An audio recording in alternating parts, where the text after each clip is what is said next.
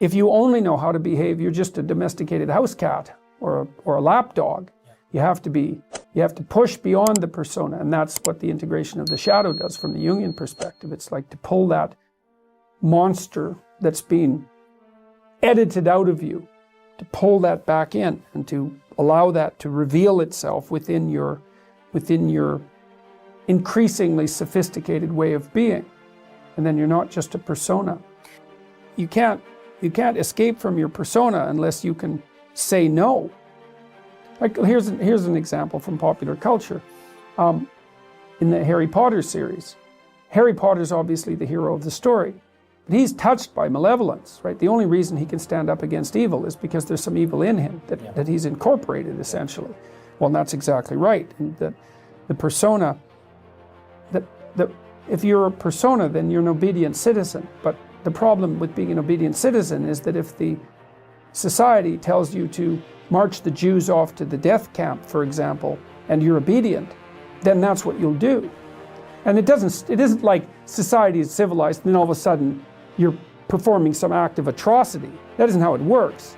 It's like you're obedient citizen and then you're asked to violate your conscience a little bit. Yeah. And you have to, because you don't have anything other than that persona.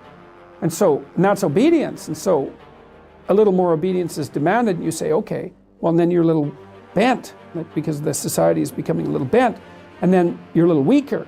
Then you're asked to violate your conscience a little bit more, and you think, well, there's a little less of me, and the pressure's on a little more, and I could have said no before, but I didn't. So you say yes again, then you say yes again, and then you have a society where 1/3 of the population is informing on the other 2/3. It's hell. It's like, well, so how do you say no?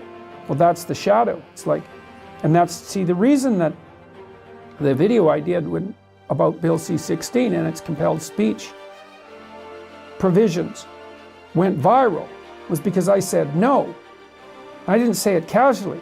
What I meant was, there isn't anything that you can do to me that I can imagine that will force me to utter the words that you want me to utter.